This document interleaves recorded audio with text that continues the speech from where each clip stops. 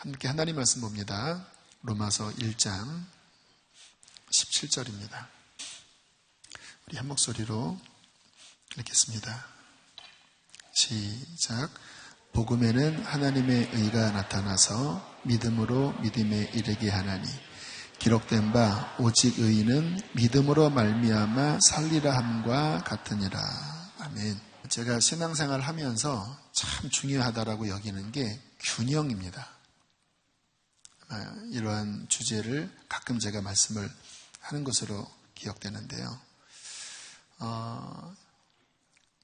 신앙생활을 그렇게 오래 한 건 아니지만 어쨌든 저는 목회를 20살 때부터 나름 해왔기 때문에 성경도 연구하고 또 여러 교회도 보고 또 여러 신앙 양태의 사람들을 많이 보지 않았겠습니까?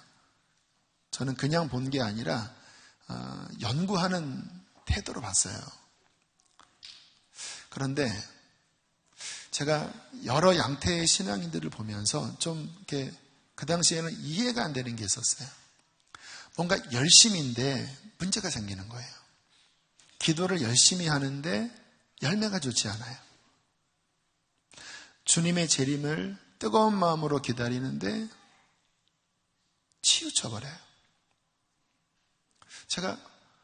저는 순수한 마음을 갖고 그러한 좋은 마음을 가지면 저거 참 맞는 거야. 주님 오시는 날 기다리는 게 얼마나 귀한 신앙입니까? 뜨겁게 기도하는 게 얼마나 귀한 신앙입니까? 그래서 그런 부분들을 저도 막 본받으려고 애를 썼는데, 그러나 제가 기대하는 거와는 다른 열매를 맺는 그러한 교회, 또 그러한 사람들을 보면서 헷갈렸었어요. 뭐가 문제지? 근데 지금은 그 이유를 압니다. 치우치는 거예요. 균형을 이루지 못하고 치우치는 거예요. 기도하면서 기도를 많이 하면 영적인 문이 열립니다. 음성도 더 잘 들리고 또 성령의 어떤 은사도 더 많이 나타나요. 그것은 당연한 겁니다. 열심히 기도하니까 하나님이 기뻐하셔서 그러한 은혜를 더 부어주시죠. 그런데 그것만 하면 안 되고 하나님의 말씀을 통하여 하나님의 진리를 더 균형 잡게 배워야 합니다. 여러분, 하나님 음성 들은 것만 하나님의 어떠한 진리라고 생각하면 그것은 오산입니다.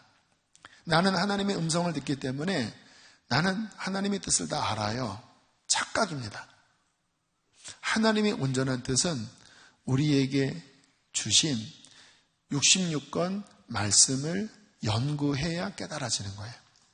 근데 말씀은 잘 보지 않고 또 그냥 구석구석만 내가 원하는 것만 보고 뭔가 이렇게 신령한 음성을 들으려다가 오히려 미혹에 빠지는 일들이 많이 생기더라고요.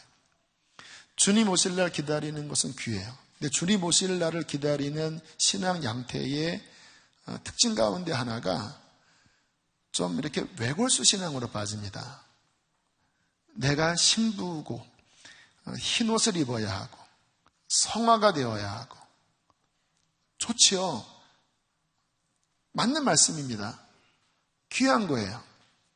그런데 이게 균형을 잡지 못하면요, 이 성화를 지키기 위하여 나는 사람을 만나기 싫고 또 선교도 전도도 지금은 선교 전도할 때가 아니라 신부로 준비할 때이고, 그리고 성화를 이루어야 하니까 이 속에 있는 더러운 것들을 뽑아내는 기도를 해야 되는데 그런 부분을 소멸이라고 하는 그런 또 단어를 써서 막 가래침 뱉고 하면서 물론 성령이 역사하시면 이 속에 있는 더러운 것들이 나가는 현상이 일어나기도 해요. 그런데 그게 문화가 돼버려요. 그래서 그런 분들 모이면은 다 이 휴지를 갖다 놓고 하면서, 그리고는 사람을 안 만나요. 심지어는 가정들도 잘 안 돌봐요. 제가 성경을 보면서 이 균형이 중요하다라고 하는 것을 깨달은 게, 데살로니가 전서에 보면 사도 바울이 주님의 재림을 강조합니다. 그런데 후서에 보면요, 사도 바울이 어떤 서신을 기록했냐면 내가 전서에서 주님이 곧 오신다고 했기 때문에 너희 중에 마음이 흔들거리고 두려워하고 어떤 이는 그것 때문에 일도 안 하고 가정일도 돌아보지 않는 치우친 무리들이 일어났다고 하는 소식을 들었다. 내가 다시 말하는데 그들은 자기 손으로 일을 해서 돈을 벌게 하고 자기 집안을 돌보게 하고 그리고 균형 잡힌 신앙에서 치우치지 않아야 한다라고 경계하는 내용이 데살로니가 후서에 나오더라고요. 우리가 신앙생활을 하면서 점점 성숙해가는 그 증표는 뭐냐면 하나님의 진리에 대하여 균형 잡힌 이해를 갖는 거예요. 그리고 신앙이 한 면만 강조되는 것이 아니라 구석구석 성령의 은사도 중요합니다.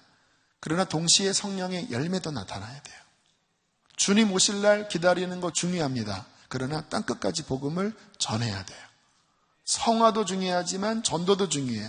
근데 이게 사람들이 이 균형을 잡지 못하면 전도 하는데 막상 내면에 이 잘못된 성품은 잘 안 다뤄져요. 그럼 막 전도해 놓고요. 이 안 다루어진 성품 때문에 그거 다 엎어요. 교회 갖다 놓고 그리고 막 승질 부려갖고 실족시켜버립니다. 어떤 분들은 성화 하는데 너무 성화에 빠져서 잃어버린 영혼을 만날 이 끈이 다 끊어져 버려요. 이게 치우친 거거든요. 그러니까 한 가지만 하면 안 돼요.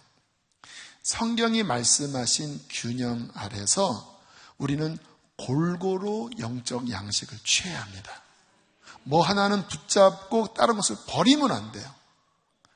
하나님께서 주신 것을 골고루 취하여 균형 잡힌 신앙생활을 해야 합니다. 이게 저의 신앙생활의 중요한 인식이고 제가 목회하면서 갖고 있는 굉장히 중요한 저의 목회관이에요. 자, 그러한 측면에서 오늘 믿음에 관한 부분을 살펴보려고 해요. 여러분, 신약 성경에 최초로 예수님이 선포하신 설교가 마가복음 1장 15절에 나오는데요. 이렇게 주님이 선포하셨습니다. 함께 읽겠습니다. 시작.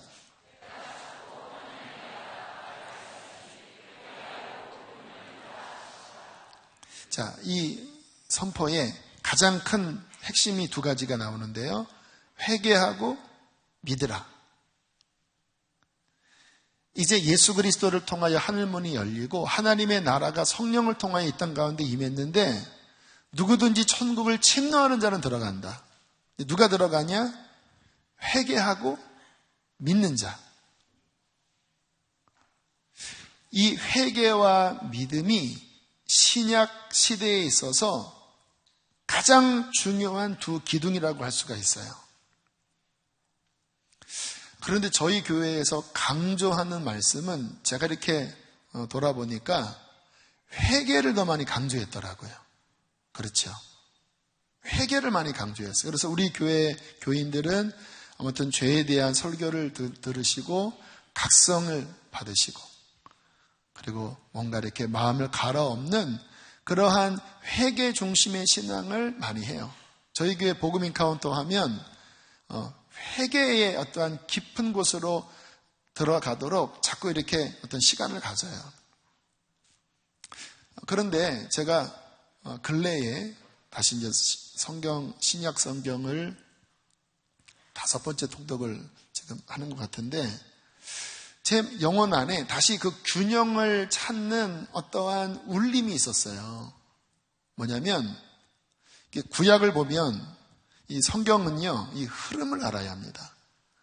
이 흐름을 알아야 하나님이 어떻게 우리에게 진리를 계시하는지를 이해를 하는데 크게는 구약과 신약 이렇게 흐름이 구약에서 신약으로 넘어가는 이 흐름인데 구약은 하나님이 율법을 주시죠.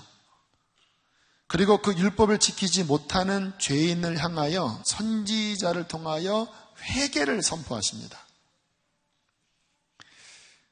그러나 구약에 있는 이스라엘 백성들이 결국 율법을 지키지 못하고 실패해요.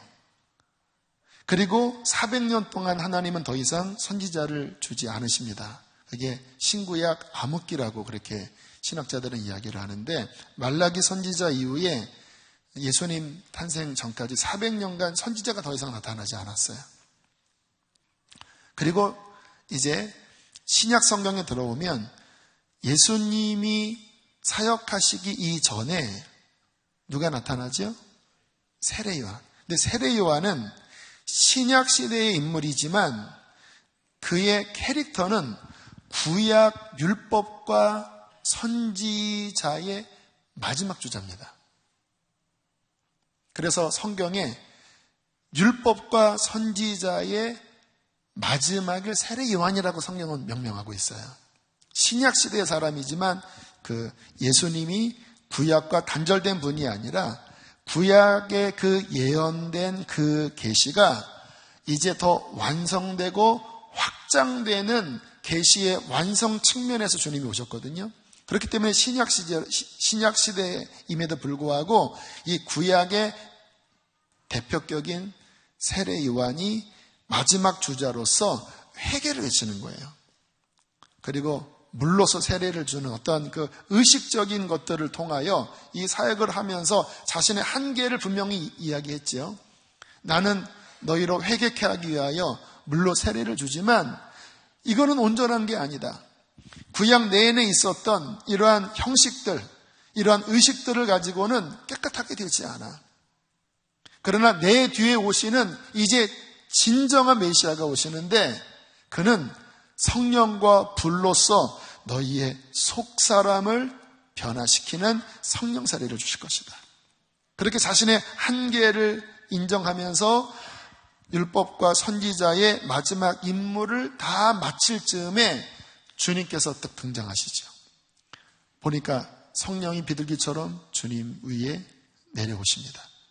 그리고는 저분이 이제 메시아구나 하고는 본인의 바통을 넘겨드리고 세례 요한이 이렇게 역사의 뒤안길로 사라집니다. 자, 그런데 주님이 오신 다음에 회개를 선포하는데 회개가 종착역이 아니라 회개하고 믿으라라고 말씀을 하세요. 그리고 복음서를 보면요, 구약과 다른 계시의 흐름을 보는데 이게 중요합니다. 제가 흐름을 봐야 된다고 그랬죠. 구약과 다른 신약의 이 계시의 흐름은 뭐냐면 믿음에 대하여 폭발적으로 증거하고 있어요. 구약에는 물론 구약에도 믿음에 대한 말씀이 나와요. 나의 의인은 믿음으로 말미암아 살리라, 하박국의 말씀이에요. 아브라함도 하나님의 말씀을 믿었더니 이를 의로 여긴지라라고 창세기에 나와요. 그런데 구약 안에 있는 흐름은 믿음이 주는 아니에요. 아직 그 믿음이 열리지 않은 시대입니다. 그런데 신약에 와서 복음서에 와서는요, 주님께서 늘 하시는 말씀이 뭐냐면 내가 이렇게 행할 줄 믿느냐? 내가 너 치료할 줄 믿느냐? 아멘, 믿습니다. 네, 믿음대로 되라. 계속 믿음을 강조하세요. 한두 번 강조하는 게 아니라 마태, 마가, 누가, 요한, 사복음서 안에 계속 폭발적으로 나오는 말씀이 믿음에 관한 말씀이에요. 그래서 신앙의 균형을 이루려면 회개가 강조돼야 되지만 회개가 종착역이면 이게 구약적으로 끝나요.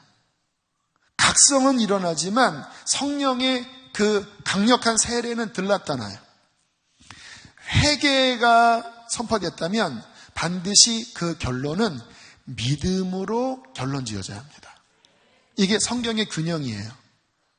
근데 제가 성경을 통독하면서 좀 제가 선포하는 메시지 안에 약간 빈약함을 느낀 거예요.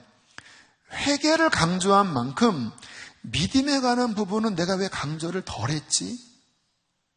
그러면서 제 마음 깊은 곳에 주님, 믿음을 더 계시하여 주십시오. 믿음을 더 열어주십시오. 그러한 마음으로 지난주가 마태, 마가, 누가, 요한, 사도행전까지 그러한 질문을 가지고 성경을 읽은 거예요. 원래 오늘 제가 성령님에 관한 말씀을 전하려고 어저께까지 생각을 했었는데, 오늘 아침까지 생각을 했었는데, 기도하다가 주님이 그 부분에 대한 마음의 감동을 주시더라고요. 믿음에 관한 부분을 설교해라. 이게 시리즈 설교로 갈 수도 있을 것 같아요. 다음 주는 선교 보고 예배이기 때문에 이 말씀이 아니지만, 주께서 더 열어주신다면 회개와 아울러 이 믿음에 관한 진리가 우리 안에 더 풀어지기를 원합니다. 우리 양들은 제가 먹이는 꼴대로 신앙의 양태가 형성되기 때문에, 제가 그동안 7년 동안 회개를 강조했기 때문에 아마 믿음의 영역에 있어서는 제가 믿음을 강조 안 한 건 아니에요. 그러나 그 양에 있어서는 믿음은 좀 빈약하기 때문에 아마 믿음에 대하여 많이 안 열린 분들이 계실 것 같아요. 제가 왜 이 부분에 문제를 느끼냐면, 회개는 뭔가 하나님 앞에 돌아갈 준비를 시키는 거지만, 하나님을 만나게 하는, 예수 그리스도를 만나게 하는 열쇠는 믿음을 통하여 들어갑니다. 그러니까 회개만 하면 뭔가 이렇게 준비해서 일어났는데 인카운터는 안 일어나는 거예요. 저희 교회 어떤 분은 막 너무 안타까운 마음으로 막 주님 앞에 막 만나고 싶어서 막 괴로워들 하시는 분들이 많이 계셔요. 근데 제가 이렇게 이야기를 들으면서 믿음의 부족을 느낍니다. 안타까운 마음 귀합니다. 그런데 안타까움만 가지고 주님 못 만나요. 주님 만나는 열쇠는 믿음으로 만나요. 제가 20대 때 초반입니다. 아마 20살이었던 걸로 기억나요. 주님 앞에 복음에 대한 목마름이 생겼습니다. 주님, 복음을 또 알고 싶습니다. 그렇게 주님 앞에 진심으로 기도했을 때 성령님께서 어떠한 진리를 계시하실 때는 그 느낌이 달라요. 그냥 내가 지식으로 배우는 것과 성령님이 깨닫게 하실 때는 격이 다르더라고요. 성령님이 깨닫게 하실 때는 마음 중심에서 깨달아져요. 근데 지식으로 배울 때는 머리로는 이해가 되는데 내 심령에서는 아리까리 하더라고요. 근데 주님께서 정말 지혜와 계시의 영을 주셔서 복음을 열어주기 시작했습니다. 아마 제 생애의 본격적인 복음 수업 1강이었던 것 같아요. 그런데 주님이 놀랍게도 복음에 대하여 처음 열어주신 강의가 믿음에 관한 부분이었어요. 이렇게 버스를 타고 가는데 주님께서 제게 믿음이 무엇이라니? 라고 이렇게 질문을 하시는 것 같더라고요. 믿음은 하나님의 약속을 받아내는 손이란다. 하나님의 놀라운 약속이 있는데 그것이 너의 것이 되려면, 그 약속이 실제가 되려면 믿음이 있어야 실제가 된단다. 믿음은 바라는 것들의 실상이요. 복음서를 보아라. 주님께서 엄청난 능력을 가지고 유대 땅을 지나가셨는데 그 주님의 엄청난 능력과 구원을 받은 사람들은 다 믿음의 손을 내민 사람이다. 그렇죠. 병자가 많아도 치유된 사람은 언제나 믿음을 보인 사람이에요. 주님께서 지나가시다가 누구를 만나면 멈추시냐면 믿음을 보이는 자를 만나면 멈추세요. 삭개오가 그 뽕나무 위에서 주님을 바라볼 때 왜 멈추셨는지 아세요? 그 안에 믿음을 보신 거예요. 주님께서 예루살렘 또는 여리고를 지나가시다가 막 맹인들의 부르짖음을 듣고 왜 서셨는지 아세요? 믿음을 보신 거예요. 데려와라, 일로 데려와라. 그들이 오니까 내가 그렇게 할 줄 믿니? 네, 믿습니다. 네 믿음대로 되라. 여러분, 주님은 믿음이 있는 곳에 반응하세요. 주님은 온 땅을 두루 감찰하사 그 믿음을 보이는 곳에 하나님의 능력을 보이시는 거예요.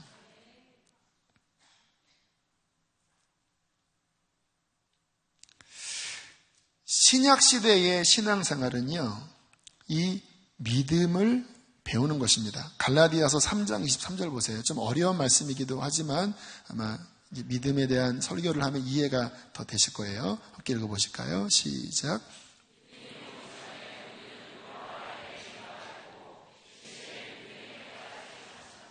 자, 구약 시대는 뭔가 봉인한 시대입니다. 율법이 아직 하나님의 계시가 열려지지 않은 초보거든요.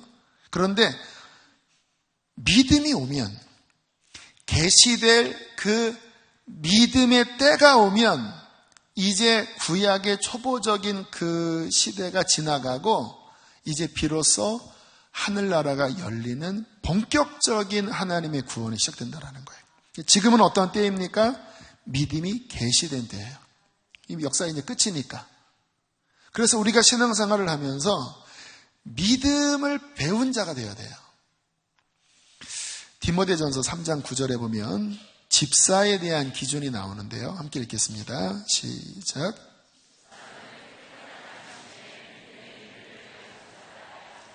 집사는 누구냐? 회개를 통하여 그 영혼 양심이 깨끗하게 된 자. 그런데 그 깨끗한 양심에 믿음의 비밀을 간직한 자. 다시 보여주세요. 너무 빨리 지나가는 것 같아요. 좀 이렇게 보고 묵상하게끔 한 5,000원 시간을 주시길 바랍니다.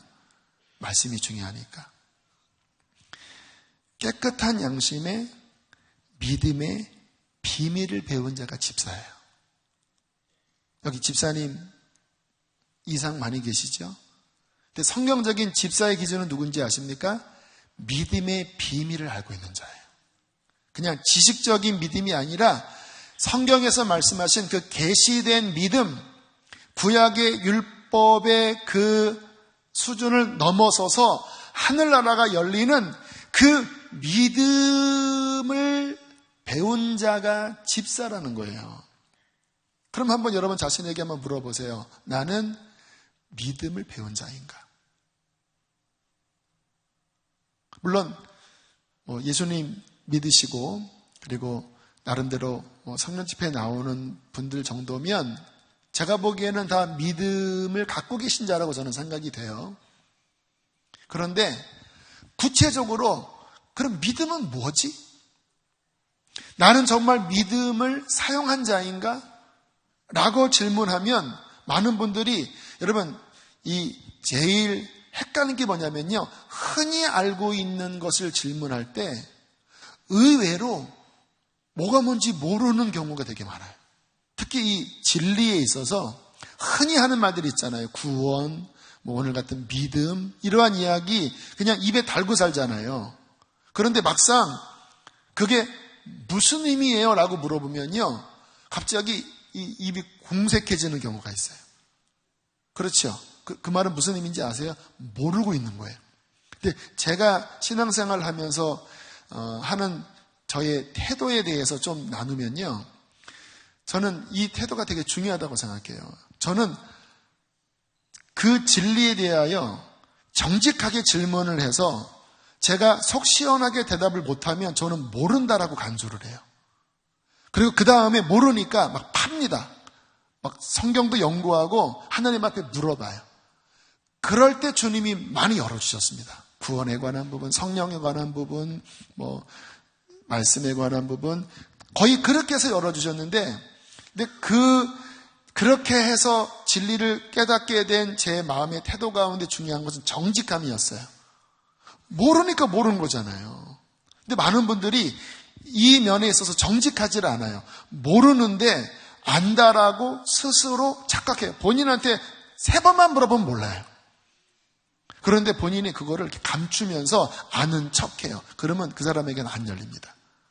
그래서 오늘 이런 말씀 듣고 제가 그랬잖아요. 얼마나 정직합니까? 목사로서 내 설교에 그렇게 균형을 강조했지만 회개와 더불어 믿음에 관한 부분은 부족했습니다. 여러분이 듣기에는 그렇구나 할지 모르지만 설교자가 이러한 것들을 깨닫고 또 다시 조정하려고 하는 것은 쉽지 않을 수 있습니다. 왜? 자기에 함몰되거든요. 자기의 관심 영역에 함몰되고 또 자기가 설교하는 게 항상 스탠다드라고 하기 원하지 여기에 이게 부족합니다라고 인식하는 거는 사람의 심리상 쉽지 않거든요. 근데 감사하게 아직까지는 나중에 변질되면 어떻게 될지 모르겠지만 아직까지는 제 안에 깨끗한 마음이 있어요. 계속 진리를 향하여 저는 이렇게 몸부림치면서 나가는 거예요. 자, 그런 측면에서 믿음에 관한 부분, 제가 지난 주간에 내가 믿음을 아직 잘 모르는 것 같네? 주님, 믿음을 가르쳐 주세요 하고 성경을 또렷하게 보니까 또 보이면서 제가 정리한 게 있거든요. 성령님이 아마 그것을 기뻐하셨는지 오늘 금요 성령 집회에 믿음에 관한 말씀을 전하라 감동을 하신 것이 아닌가 생각이 들어요. 한번 스스로에게 질문해 보세요. 여러분은 믿음이 무엇인지 알고 계십니까? 믿음의 비밀을 간직하고 있는 자입니까?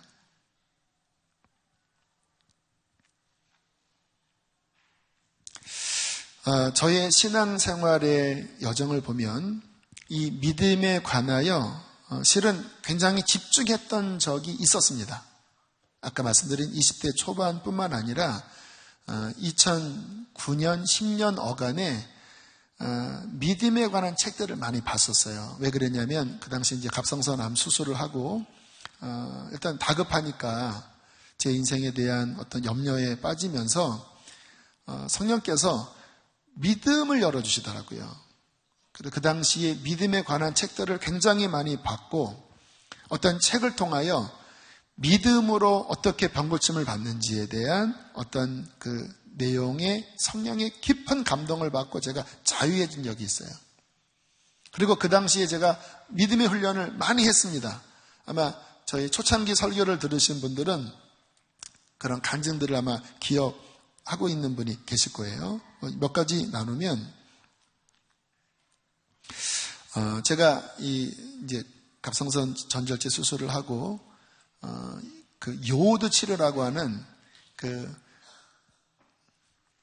뭡니까? 방사선 동위 원소 치료라는 건데 이 핵 방사선 물질의 약을 먹고 여기를 이렇게 치료하는 게 있어요. 상당히 좀 좋지 않은 건데 아무튼 그 치료를 권해서 그 치료를 받았는데 그 치료를 받으려면 3주간 진짜 맛대가리 없는 음식을 먹어야 되는데 소금이 들어가지 않는 음식을 먹어야 돼요.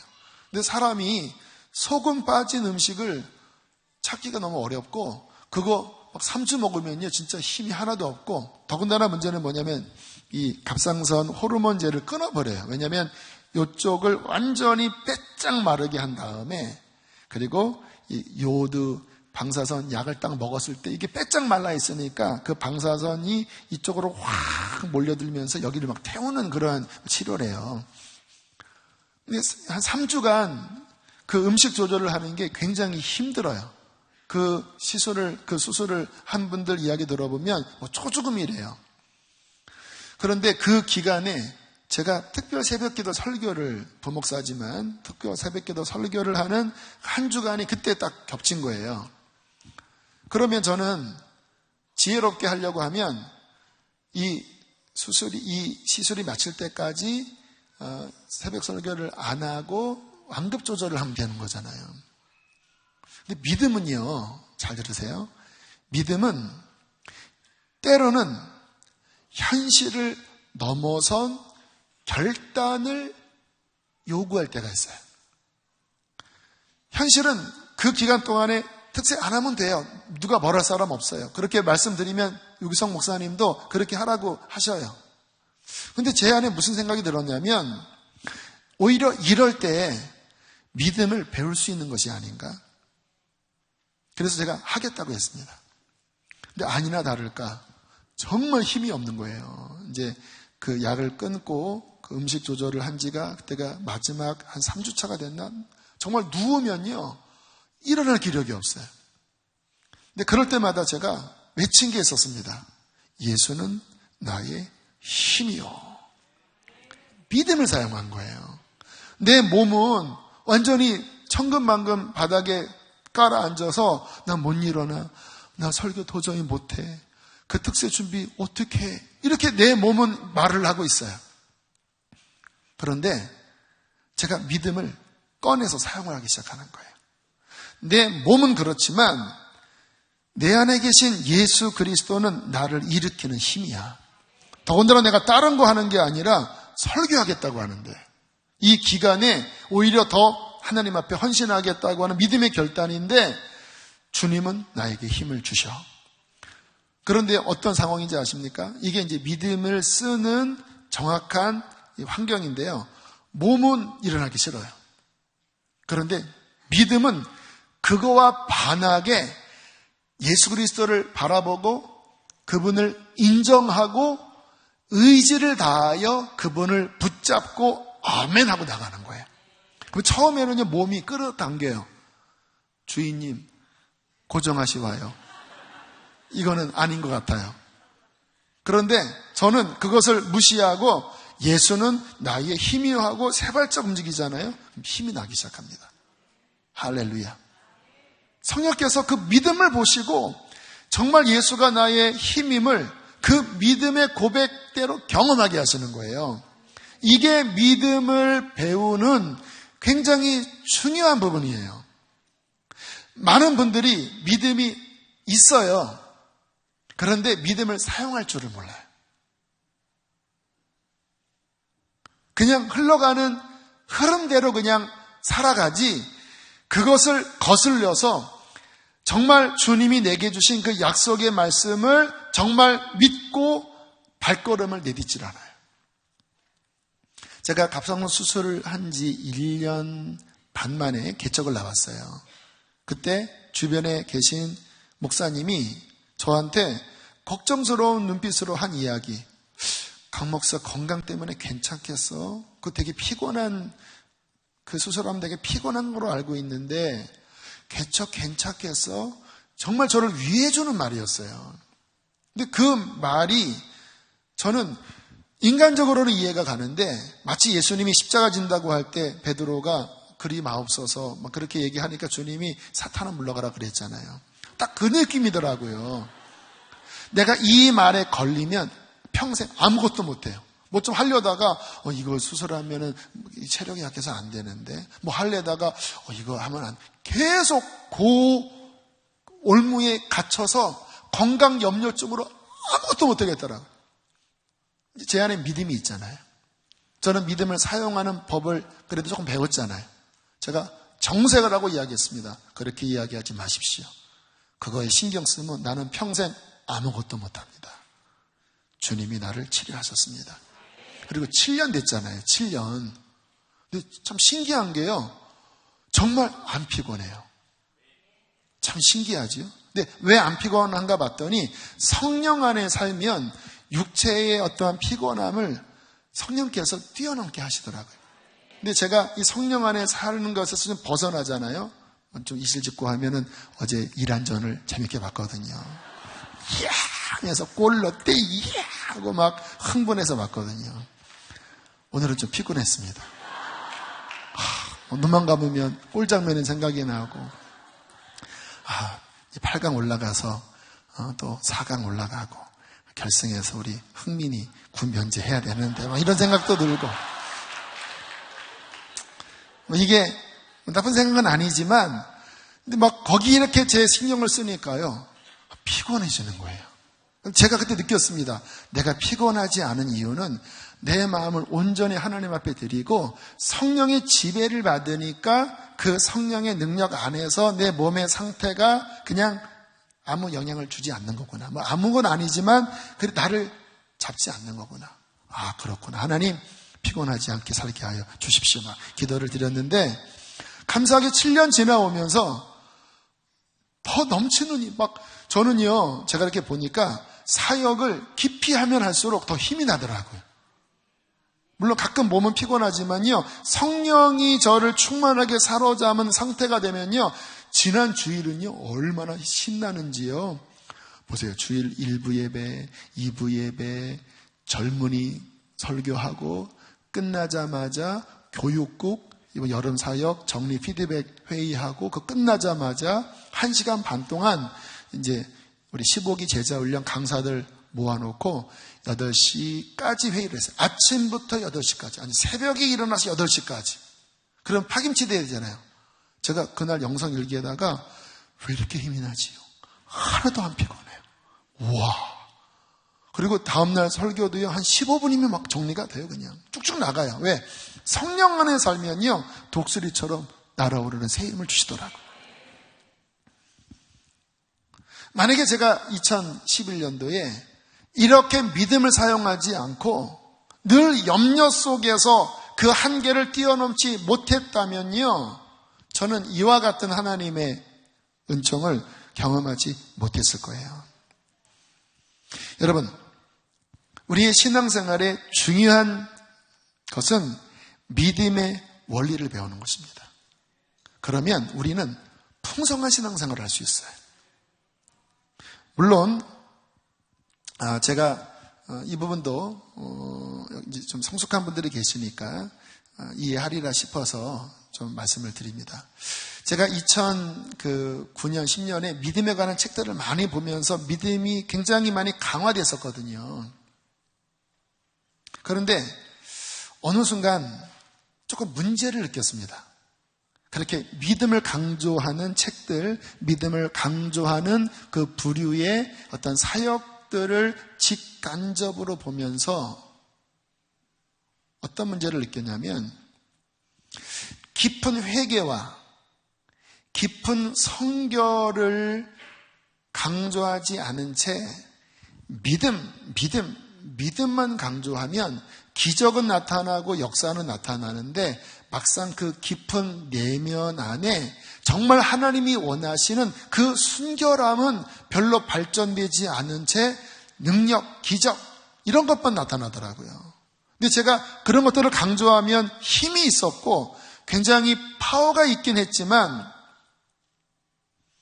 그 깊은 내면 안에 하나님이 나를 부르시면 사람들을 깨우고 회개시켜서 영적으로 잘 준비시키는 이게 핵심인데, 이 부분이 약해지는 가운데 능력, 치유, 믿음만 강조하는 거는 내가 그렇게 바라는 모습은 아니야 라고 하는 생각 때문에 좀 믿음에 관한 부분이 다소 축소가 되고 회개를 강조하는 쪽으로 갔어요. 이해되시나요? 이게 세밀한 실은 차이입니다.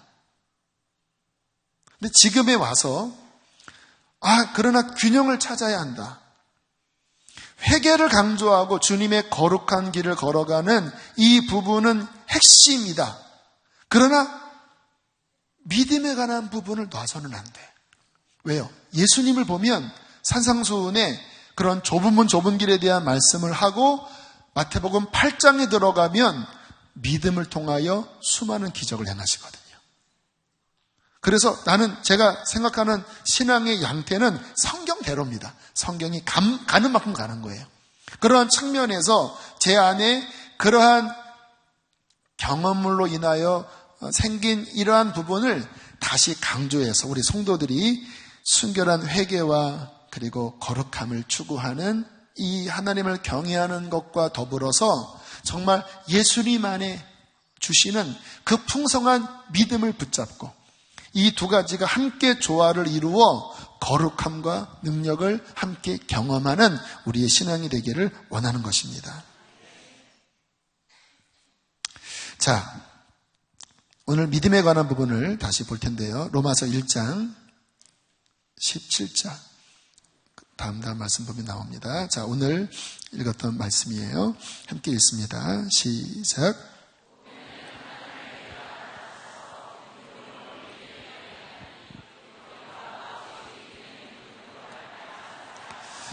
이 로마서가 이 신약 성경에 있어서 가장 핵심적인 말씀 가운데 하나입니다. 복음을 집약해서 정리한 서신이 로마서예요.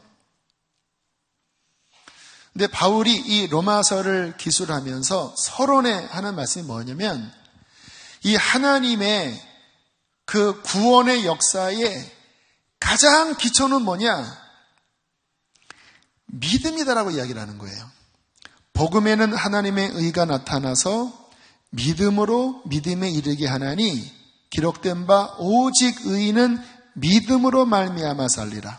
그러니까 하나님의 구원의 모든 약속은 믿음이라고 하는 열쇠를 통하여 우리 것이 된다. 제가 20살 때 하나님이 저에게 알려주신 실은 그 이야기예요. 믿음을 배워야 한다.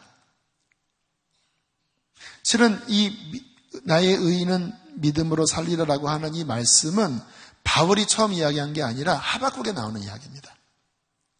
이제 바벨론이 유다를 점령하고 그리고 앞으로 이 나라, 이 민족의 미래는 이제 포로가 될 것이고 엄청난 기근이 찾아올 것이고, 그러나 나의 의인은 그 가운데에서도 믿음으로 살 것이다. 이게 하박국에 나오는 그 하나님이 믿음에 관한 말씀이거든요.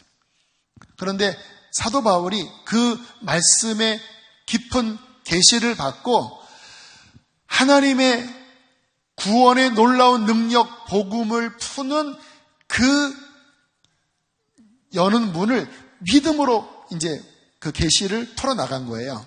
복음에는 하나님의 의가 나타나서 믿음으로 믿음에 이르게 하나니, 오직 의인은, 다시 말하면 하나님의 자녀는, 다시 말하면 정말 하나님의 구원과 하나님의 승리를 경험하는 사람들은 오직 무엇으로 그것을 받는다? 믿음으로 받는다라는 거예요. 나의 의인은 믿음으로 산다. 물론 회개를 해야 되지만, 그러나 하나님의 역사를 받아내는 그 그릇은 믿음이라고 말씀을 하는 것입니다. 여러분, 주님께서는 성도들 안에 이 믿음을 보기를 원하시는데, 우리의 삶에 어려움이 있고 우리의 삶에 어떤 도전들이 올 때 하나님이 성도 안에서 발견하기를 원하시는 것은 뭐냐면, 그 속에서 하나님을 향한 믿음을 보이는 것을 원하시는 거예요. 하나님, 내 사업이 망한 것 같고 내가 주의 뜻대로 순종했는데 일은 더 어렵게 됐습니다. 하나님, 내 몸에 질병이 찾아왔습니다. 그래서 환경을 보면 하나님이 안 계시든지 아니면 하나님이 나를 돕지 않은 것 같아요. 현실이 그래요. 그런데 하나님이 찾으시는 믿음의 사람은 뭐냐면, 그러나 이 환경 가운데서도 하나님은 나의 하나님이시고 하나님은 내 부르짖음을 듣고 계시며 하나님께서는 분명히 모든 것을 합력하여 선을 이루실 것을 믿는 거예요. 그것을 내 마음에 굳건하게 붙잡는 이 믿음을 가지고 사는 자가 하나님의 사람이라는 것입니다. 제가 이렇게 머리 헤어컷을 하는 그런 장소가 있는데, 제가 선화목적교회 가면서부터 이제 저의 머리를 손질해 주신 권사님이세요. 참 귀한 분이세요. 몇 년 전의 일입니다. 이분이 이제 그 태평동에서 미용실을 하시다가 복정동으로 옮기셔서 그 두 개의 이 체어를 놓고, 그리고 한 명을 종업원으로 두고 그렇게 일을 해오셨어요. 근데 어느 날부터 종업원이 안 구해지는 거예요. 너무 답답했대요. 왜냐하면 손님들이 오면 종업원이 있어야 일이 돌아가잖아요. 근데 아무리 구해봐도 잘 안 구해져요. 또 그동안 이 종업원 때문에 속썩인 일이 그렇게 많았대요. 근데 갑자기 어느 날 기도하는데, 혹시 하나님이 일부러 안 주시는 게 아닌가? 이 상황을 주님께서 인도하시는 게 아니야? 그러면 한번 혼자 해봐야 되겠다. 근데 그동안 한 번도 혼자 한다고 하는 상상을 해본 적이 없대요. 늘 한 사람을 두고 하는 걸로 생각을 했는데, 아무리 해도 열리지 않으니까 이 일 속에 하나님의 섭리가 있다라고 하는 믿음을 가지고 혼자 해본 거예요. 그리고 사람들에게 이제 단골이 있지 않겠습니까? 나 혼자 하니까 이제 몇 시에 오시고 오기 전에 전화해 주시고 그렇게 했는데, 이분이 하시는 말씀이 그렇게 며칠 하면서 놀란 거예요. 너무 편한 거예요. 왜냐하면 이 종업원 쓰면서 그렇게 속을 많이 썩였대요. 막 종업원, 요즘은 이 을 같은 갑 같은 을. 이게 뭐 하다가 좀 이게 기분 나쁘게 하면요, 화장실로 부른대요. 아니, 당신 이렇게 하면은 나 안 나와. 이렇게 얘기한대요. 제가, 참, 우리 권사님은 을 같은 갑이었니 했더니 웃으면서 하신 말씀이, 한 번도 갑이었던 적이 없어요. 그러시더라고요. 그때 속을 많이 썩이셨나 봐요. 근데 열어주지 않아서 혼자 일하기 시작하면서 그렇게 마음이 편하더래요. 이제 문제는 이제 이 돈이잖아요. 제가 그래서 좀 이거 집세 내고 하려면 좀 어렵지 않으셨더니 돈이 쌓이기 시작해 그러더라고요. 그전에는 이거 월급 주면은 오히려 남는 게 없이 늘 걱정하며 살았대요. 그런데 혼자 일하면서 마음도 편하고 돈이 쌓이면서 빚을 갖기 시작했대요. 그러면서 이 좋은 거를 내가 왜 그동안 한 번도 생각 못 했는지. 그런데 종업원이 안 구해지는 그 시기에 인간적으로 뭔가 한 것이 아니라 이것도 하나님이 허락하신 섭리가 아닌가라고 하나님을 인정하고 믿을 때, 그리고 주님의 인도를 받기 시작할 때 놀라운 반전이 일어난 거예요. 여러분, 우리의 삶에 주님께서 나와 함께 하시고, 그리고 하나님은 반드시 이 모든 것 가운데 선을 이루실 것이라고 하는 마음의 굳은 믿음을 가지고 살아가야 의인입니다. 믿음이 없는 자는요, 늘 염려를 해요. 입으로는 주여 주여 하고 믿나이다 믿나이다 하지만 막상 그 내면을 보면 늘 그는 노심초사, 늘 불안해하고, 늘 걱정하고, 뭔가 안 되면 막 초조해하고, 그런 분들 혹시 계시지요? 여러분, 심각하게 보셔야 합니다. 믿음이 있나요? 입으로는 믿습니다, 믿습니다 하는데 내 삶에 일어나는 그 모든 것에 정말 믿음이 합당한 태도가 보이지 않는다면 주님 보시기에는 믿음이 없는 거예요. 베드로가 물 위를 오라고 하는 주의 말씀 듣고 가다가 풍랑을 보고 빠져버리잖아요. 이 환경을 보면서 믿음을 잃어버린 거예요. 그때 주님이 뭐라고 하십니까? 믿음이 적은 자야 왜 의심하였느냐. 아무리 풍랑이 일어나지만 너는 나의 말에 귀를 기울였어야 했고 너는 나에게 집중했어야 됐다. 의인은 나를 바라보고 나를 의지하는 거야. 아무리 풍랑이 일어도 나를 붙잡고 나를 신뢰하면 무리를 걷는 거야. 그런데 왜 너의 눈과 귀를 나에게서 떼어서 왜 풍랑을 바라봤니? 왜 환경을 바라봤니? 믿음이 적은 자에 어찌하여 의심하였느냐? 주님이 책망하시잖아요. 여러분, 주님께서 인정하는 사람은 그 마음의 뿌리가 하나님께 가 있습니다. 내 마음의 뿌리가 하나님께 가 있으면 가 있을수록 환경의 지배를 덜 받아요. 인간인지라 환경의 지배에서 완전히 벗어날 수는 없습니다. 그러나 마음의 뿌리가 주님께 가 있는 자는 환경의 영향을 받을 것 같다가도 견고하게 주님을 향한 믿음으로 굳건해집니다. 주님은 이 모습을 보시는 거예요. 제가 어제 그 오산리 기도원에서 이제 감리교 연회가 있습니다. 우리는 경기연회에 속해 있고, 이제 제가 집회한 그 대상 중부연회인데, 중부연회는 인천 지역에 사는 감리교 교인들이에요. 어제 태풍이 거의 온다고 예보가 됐기 때문에 저는 많이 안 모이실 줄 알았어요. 근데 거의 2,000명 정도를 모였더라고요. 그리고 오산리 그 기도원 이제 본성전이에요. 본성전. 제가 오산리 기도원 본성전은 제가 아마 20대 때 들어가고는 안 갔었어요. 이번에 이제 갔더니 사람이 꽉 차 있는데, 이제 설교하러 의자에 딱 앉아 있는데요. 제 내면 안에 일어나는 반응을 제가 느꼈어요. 제가 지난주에 대전에 있는 작은 개척교회, 요거 반만한 예배당 한 30명 모이는 곳에 집회했었잖아요. 참 신기한 게 제 마음에 30명 모일 때랑 2,000명 모일 때랑 느낌이 똑같은 거예요. 30평이나 20평이나 2,000평이나 느낌이 똑같은 거예요. 여러분, 사람의 본성은 사람이 많아지고 이게 환경이 크고 또 오산리 기도원 하면 어쨌든 한국 그 기도원의 어떤 그 성지라고 할 수 있잖아요. 제가 어릴 때 거기서 이렇게 앉아서 은혜 받았던 곳이잖아요.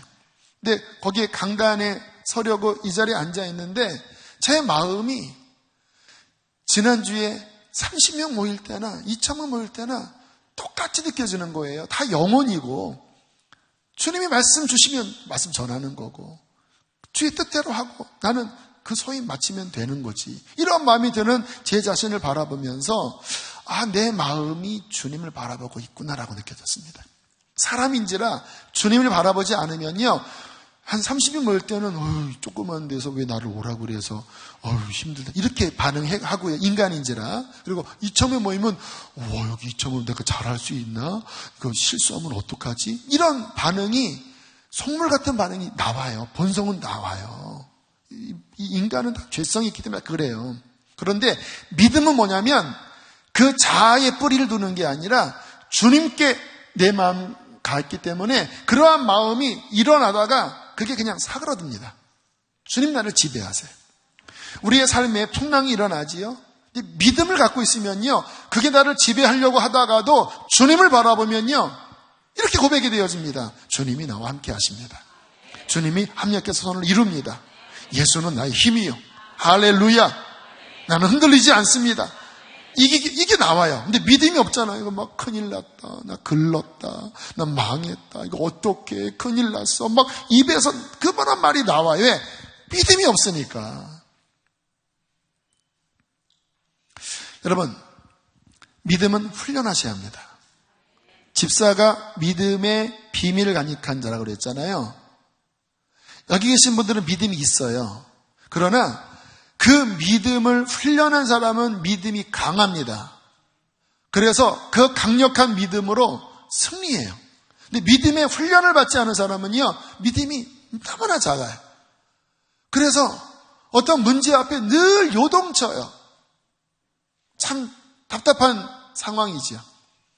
그래서 우리가 이러한 말씀 앞에 이 신약 시대는 결국 믿음을 사용하여 주님의 능력을 경험하는 시대인데, 어떻게 이 믿음을 내가 써서 이 믿음을 사용해서 더 믿음을 강화시킬지에 대하여 이러한 시간을 통하여 더 깨닫게 되기를 축복합니다. 자, 마태복음 17장 20절의 말씀 함께 읽겠습니다. 믿음에 사용하는 부분에 대해서 함께 읽을게요. 시작. 진실로 너희에게 이르노니 만일 너희에게 믿음이 겨자씨 한 알만큼만 있어도 이 산을 명하여 여기서 저기로 옮겨지라 하면 옮겨질 것이요 또 너희가 못할 것이 없으리라. 자, 오늘 이 믿음 사용에 있어서 주님이 용기를 주시는 게 있어요. 너희 안에 겨자씨 하나를 만한 거는 이 깨알 만한 겁니다. 깨알이 겨자씨인 거 아시죠? 그 한 알이라도 진짜 믿음 있잖아요. 겨자씨만한 믿음일지라도 진짜 믿음을 사용해서 내 앞에 나가면 산을 옮기는, 작년에 우리 신동산 기도했죠. 산을 옮기는 기적을 일으킬 수 있어. 얼마나 믿음으로요? 겨자씨만한 믿음으로. 그러니 겨자씨가 아니라 담배값 같은, 담배만 아닌데 바위 같은 믿음을 사용하면 얼마나 큰일을 하겠습니까? 근데 주님이 말씀하시는 거는 믿음의 크기보다 진짜 믿음이면, 겨자씨만한 믿음이라도 진짜 믿음이면 그것은 언제나 능력을 일으킨다라는 거예요. 제가 이 부분에 대해서 경험한 간증이 있습니다. 제가 부목사 시절에 어떤 남성이 이제 양육을 마치고 세례문답을 하는 시간을 가졌어요. 근데 이 남성을 보니까 헷갈린 거예요. 안 믿겨진대요. 그래서 본인은 양육 수료 안 하고 세례도 안 받겠대요. 그러면 제가 다시 말씀을 좀 전해보겠습니다. 그래서 창조에 대한 이야기를 하려고, 이 남성들은 이 창조에 대해서 이 진화론으로 인하여 이성적으로 받쳐 있으면 믿음이 잘 안 들어가요. 그래서 제가 창조 이야기를 하려고 했더니 갑자기 그거 나도 안 돼요. 어떻게 하라 했더니 자기도 궁금해서 인터넷 통해서 그 창조론 들어봤대요. 그러니까 어때요? 뭐 그럴듯하긴 하는데 뭐 이런 얘기 하더라고요. 자, 그러면 창조가 믿어지면 이제 예수님의 이런 십자가 얘기했더니 그거 다 안 돼요. 근데 본인은 모르겠대요. 그러면서 이렇게 옥신각신 이야기를 하는데 제가 뭐를 느꼈냐면, 이분이 예수님을 믿고 있네? 라고 하는 감이 왔어요. 왜냐하면 본인이 막 뭔가 창조론도 막 찾고 어떤 설교도 막 찾아서 듣는다고 하는 거는 이 속에 주를 향한 믿음이 없으면 그거 관심 안 갖거든요. 보니까 믿음이 있는데 믿음이 겨자씨만한 믿음이더라고요. 그러니까 내 마음 상태의 90%는 안 믿겨지는 거예요. 거부하는 거예요. 자신이 경험, 이성, 판단으로 인하여 싫은 건데, 그러나 그 속에 작지만 1%, 3%지만 하나님을 향한 믿음이 있는 거를 제가 본 거예요. 그래서 제가 그거를 보고 팍 찔렀습니다. 제가 보니까 당신은 믿지요? 그랬더니 갑자기 하면서 어떻게 알았냐 하는 건든 거지요. 보니까 당신 믿는다고. 그랬더니 순간 이렇게 움찔하더라고요. 이 남자가 아무튼 막 안 믿고 싶은 마음이 더 큰 거니까 제가 그런 이야기를 했어요. 성경에 겨자씨만한 믿음이라는 말씀이 있다. 당신 마음 안에 90%는 믿기 싫은 마음이 있지. 그건 육신의 마음이다. 그러나 당신 안에 5%라도 10%라도 그 하나님에 대해 궁금하고 그 하나님을 찾는, 또 하나님을 믿는 그 마음이 있잖아요. 그러면 자, 이 상황에서 이제 세례받아야 하고 수료를 해야 되는데 내가 당신에게 권면한다. 믿기 싫은 90%의 마음을 붙잡지 말고 당신 안에 겨자씨만 하지만 믿기를 원하는, 믿으려고 하는, 믿는 그 작은 마음을 선택해라. 이게 지금 믿음에 대해서 중요한 원리를 이야기하는 겁니다. 믿음이 하늘에서 뚝 떨어지는 쪽으로 생각하는 분들이 많아요. 막 불이 떨어지듯이 뭐가 신기하게 막 사도 바울처럼 믿겨져서 내가 믿고 싶습니다. 그런 경우가 간혹 있지만요. 지금 제가 말씀드리는 이 원리가 믿음이 발전되고 믿음이 열리는 굉장히 중요한 부분이에요. 당신 안에 있는 그 작지만 그것을 선택해라. 그러면 그 겨자씨만한 믿음이 당신을 변화시킬 것이다. 그랬더니 막 싫대요. 그래서 왜 싫냐?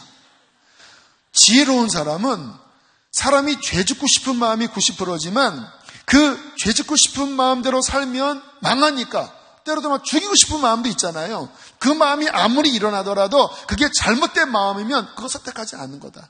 그리고 내 안에 참는 마음, 선한 마음을 붙잡고 우리가 인생을 사는 거 아니냐. 그렇죠. 또 동일하게 당신 안에 믿기 싫은 마음 나도 인정한다. 나도 믿기 싫은 마음이 있다. 그러나 당신 안에 있는 그 작은 믿음을 그게 옳다라고 인정하고 그거 붙잡으면 주님 만나는 거야. 그랬더니 흔들거리더라고요. 그래서 아무튼 세례 받겠습니다 하고 이제 이렇게 정리를 했어요. 그리고 그 다음 주일에 이분이 세례 간증자로 섰어요. 제가 그래서 궁금해서 딱 봤습니다. 그랬더니 막 쭉 읽다가 하나님의 이제 그분 삶에 행하신 일들이 있잖아요. 쭉 읽다가 맨 마지막에 나 같은 죄인을 기다려 주신 주님 감사합니다. 늘 울더라고요. 왜 울까요? 자신이 그 겨자씨만한 믿음을 선택한 거예요. 그리고 그 결정한 거예요. 그리고 순종한 거예요. 그리고 그 위에 서서 증인으로 인정합니다. 감사합니다 하는 순간 그 겨자씨만한 믿음이 그 마음 전체를 장악한 거예요. 그리고 몇 년 뒤에 제가 그분을 만났는데 뭐 성교사 나가신다고 하나? 제가 속으로 에이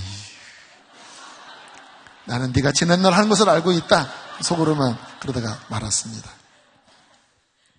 자, 굉장히 중요한 부분이에요. 여러분, 우리 안에 믿음도 있고 불신도 있어요. 어떤 사람은 믿음이 좀 큰 경우가 있고 어떤 사람은 불신이 더 큰 경우도 있지요. 그러나 여기 계신 분들은 그 안에 믿음이 있어요. 중요한 것은 그 믿음을 모든 상황 가운데서 끄집어내십시오. 그 믿음을 자꾸 쓰셔야 합니다. 그때 그 믿음의 능력이 경험되어지는 거예요. 하나님은 언제나 그 믿음이 실제라고 여겨지면 응답하시는 분이세요. 하나님의 풍요로운 것들이 믿음이 있는 곳에 부어져요. 그러나 그러려면 하나님 보시기에 합당한 믿음을 보일 줄 알아야 돼요. 집사는 누구냐? 깨끗한 양심에, 회개를 통한 깨끗한 양심에 이러한 믿음의 증거들을 간직한 자, 믿음의 간증들이 있는 자, 믿음의 역사를 경험한 그 열매를 가진 자가 집사예요. 자, 어떻게 이 믿음을 그러면 발전시키는지. 먼저는 회개입니다. 자, 이 부분이 제가 아까 좀 헷갈린 부분 이야기했죠. 회개하지 않은 채 믿음의 능력만을 사용하면요, 이게 문제가 생깁니다. 회개는 뭐냐면 하나님과 바른 관계 안에 들어가는 거거든요. 내가 주인 된 것을 내려놓고 이제 내가 그리스도와 함께 나의 옛사람이 못 박힌 것을 내가 믿음으로 인정하고 이제 주님이 나의 주인 된 겸손한 주님과 도킹하는 이 상태가 회개예요. 그런데요, 제가 그렇게 믿음을 강조하는 분들을 통해서 느낀 문제는 뭐냐면 이 자아의 문제가 회개가 되지 않은 상태에서 믿음만 사용하니까 오염하더라고요. 자기 소원 성취, 자기 어떤 야망, 정욕을 위하여 사용하는 형태 흐름으로 자꾸 변질되어 가더라고요. 여러분, 그래도 자꾸 믿음 사용하면 기적이 나타날 수 있어요. 그러나 뿌리가 부패해 있기 때문에 잘못된 길로 갑니다. 그래서 언제나 뿌리는 회개를 통한 깨끗한 양심을 가지셔야 합니다. 자, 그러나 그것만 가지면 안 된다라고 하는 거예요. 이제 그 다음에 이 믿음을 사용해야 되는데 그 믿음은 뭐냐면요, 예수 그리스도세요. 믿음의 주요 온전케 하시는 이라고 하는 원어가 믿음의 창시자요 완성자인 예수 그리스도. 그러니까 신약의 믿음은 뭐냐면 신념이 아닙니다. 예수 그리스도예요. 그분을 신뢰하는 거예요. 그래서 나의 옛사람은 주와 함께 죽고 이제 나는 주님과 함께 거듭난 자로서 주님이 나의 생명입니다. 주님이 나의 구원자입니다. 예수는 하나님의 아들이시요 그리스도시요 나의 모든 것입니다. 이렇게 주님을 이제 나의 모든 삶에 앞세우는 거예요. 고린도전서 1장 30절에 이렇게 말씀합니다. 함께 읽겠습니다. 시작.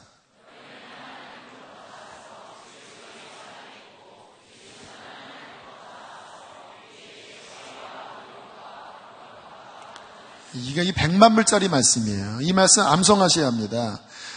구원받은 우리는 하나님께로부터 거듭나서 태어났지요. 그리고 우리는 이제 누구 안에 거해요? 예수님 안에 거예요. 영적으로 우리는 예수님 안에 있는 거예요. 예수님은 누굽니까? 하나님께로부터 나와서 우리의 선물이 되셨는데 그분은 지혜 없는 우리에게 지혜가 되십니다. 의롭지 못한 우리에게 의로움이 되십니다. 거룩하지 못한 우리에게 거룩함이 되십니다. 죄와 문제 속에 빠져있는 우리를 날마다 건지시는 구원의 능력이 되십니다. 그러므로 거듭난 우리들은 뭐냐면 이제 예수 안에 있고 그 예수는 우리의 모든 것이에요. 그래서 신앙은 뭐냐면요, 늘 그분을 의지하는 거예요.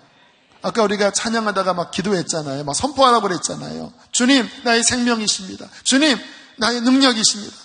두려움이 몰려올 때, 어두운 길을 걸어갈 때 주님, 나의 빛이십니다. 그분이 나의 생명 되는 것을 믿고 선포하고 의지하고 그 위에 서서 담대하게 걸어 나아갈 때 주님은 그와 함께 하시는 거예요.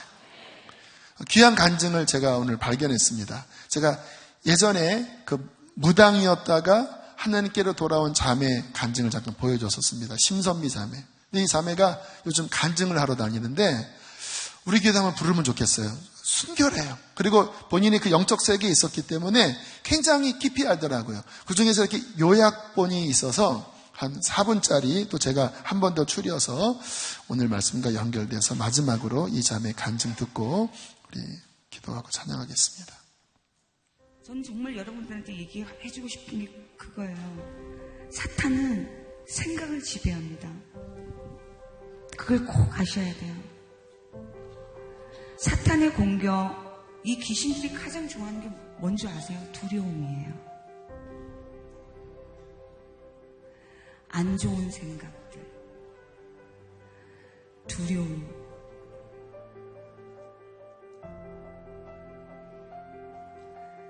여러분들 제대로 하나님 아버지를 독대를 해보셨냐고, 기도해보셨냐고, 불평 불만하기 전에 정말 하나님 아버지하고 소통을 해보셨냐고 물어봐요. 저는 여러분들한테 말씀드리고 싶은 게 뭐냐면, 그리고 너무 멀리 있다고 생각해요.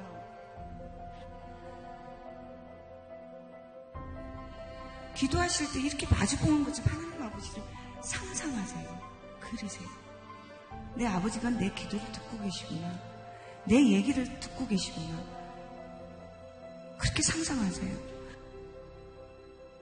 말하세요. 그게 훈련이거든요. 그냥 어딜 가든 무엇을 하든 그냥 말하세요. 저는 여러분들한테 그걸 얘기해드리고 싶어요. 그게 정말 하나님 아버지하고 가까워지는 거예요. 그리고 끊임없이 하나님 아버지는 여러분들과 너무너무 소통하고 싶어 하는데, 우리 끊임없이 우리 귀신들은 열심히 소통하고 있잖아요. 솔직히 말해서. 우리가 흔히 어두운 생각, 어려운 생각, 이 모든 게 사탄의 공격들이거든요. 끊임없이 우리는 거기에 반응하고 거기에 소통하고 있으면서 정작 하나님 아버지는 우리들하고 끊임없이 소통하기를 원하는데 우리가 그렇게 하지 못하는 거예요. 왜냐하면 목적을 세상에 두기 때문에 그러는 거예요.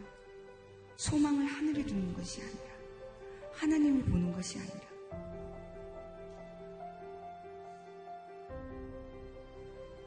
여러분, 사탄들이, 내가 얘기했잖아요. 그 세계에서도 말로 선포하면 그대로 되듯이 하나님 세계에서도 당연히 말로 하면 그대로, 말씀을 그대로 증거하게 되면, 선포하게 되면 그대로 되더라고 말씀드렸잖아요. 근데 내가 여러분들한테 정말 조심해야 될 게 뭐냐면, 하나님 아버지는 분명히 말씀하신 매일 기뻐하고 매일 감사하고 매일 찬양드리는 그 이유를 제가 알았다는 거예요. 아니, 왜 매일 기뻐하고 매일 찬양하고, 지금 기도만 하는 것도 힘들어 죽겠는데 왜 매일 기뻐하고 그렇게 해야 되는지 몰랐거든요, 저는 솔직히. 근데 이게 훈련이에요. 저는 그래서 말씀대로 한번 해봤어요. 별로 안 기뻐요. 근데 하나님 아버지 기뻐요. 할렐루야. 좋아요. 별로 감사하지 않아요. 속상해 죽겠어요. 하나님 아버지 감사합니다. 저렇게 제가 나한테 욕을 해도 감사합니다. 아버지, 제가 자꾸만 나한테 뭐 달라고 해도 감사합니다. 무조건 감사하다고 했어요. 제 스스로 훈련을 했어요. 그러니까 나도 모르게 진정한 감사가 오고 정말 기쁜 거예요. 하나님 아버지께서 그랬잖아요. 주님께서 매일 깨어있으라, 쉬지 말고 깨어있으라, 기도.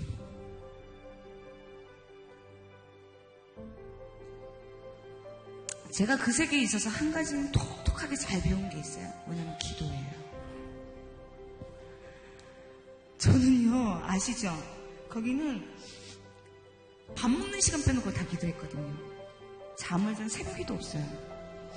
비가 오나 눈이 오나 바람이 불어도 먼 길을 받기 위해서 그 높은 산에 가서 기도하는 기본이고,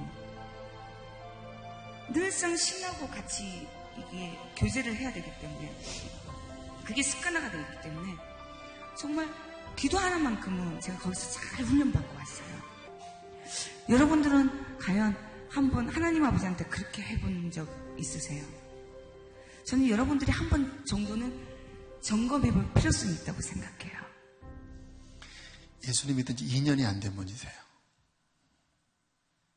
근데 이분은 믿음을 사용하고 있어요. 앞으로 마지막 때는 정말 쉽지 않은 영적 거센 도전이 오는 때인데, 이길 길은 다른 게 없습니다. 믿음이 이깁니다. 믿음을 사용합시다. 믿음을 말합시다. 환경에 흔들리지 말고, 감정에 요동하지 말고 항상 기뻐하라, 쉬지 말고 기도하라, 범사에 감사하라. 그것이 내 안에 온전히 새겨지기까지 그렇게 앞으로 나아가면 주님께서는 믿음의 능력을 경험하게 하실 거예요. 집사는 누굽니까? 이 믿음의 비밀을 간직하는 자입니다. 그러한 믿음의 비밀을 배우게 되기를 축복합니다. 함께 시간 찬양하겠습니다. 세상 흔들리고 사람들 주를 떠나도.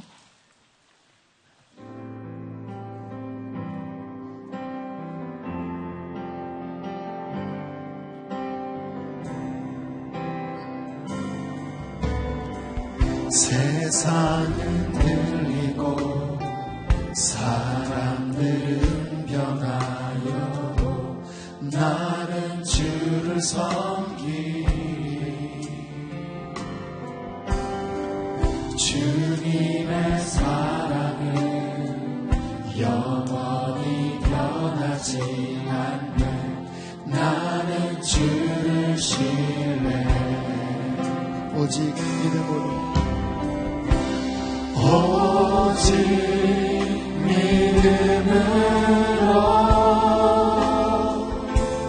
믿음으로 내가 살리라. 오직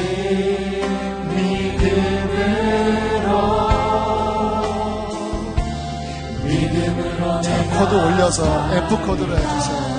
믿음은 들리고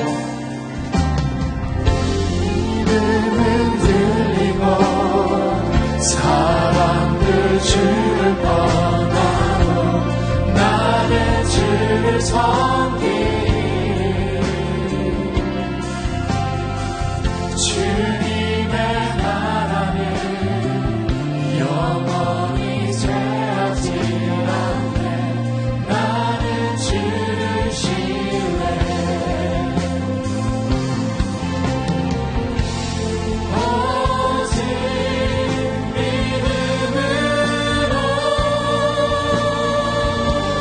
믿음으로 내가 살리라. 오직 믿음으로. 자리에 일어나서 2절 다시 한번 고백합니다. 믿음은 들리고 사람들 주를 떠나 나는 주를 섬기리. 주를 섬기리. 주님의 나라는 영원히 죄하지 않네. 나는 주를 신뢰해. 오직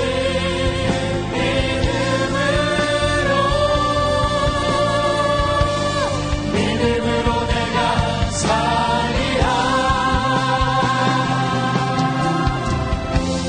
오직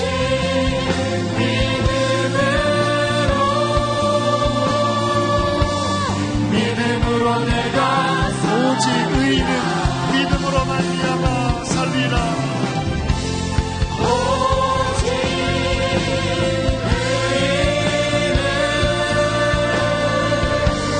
믿음으로 말미암아 살리라. 오직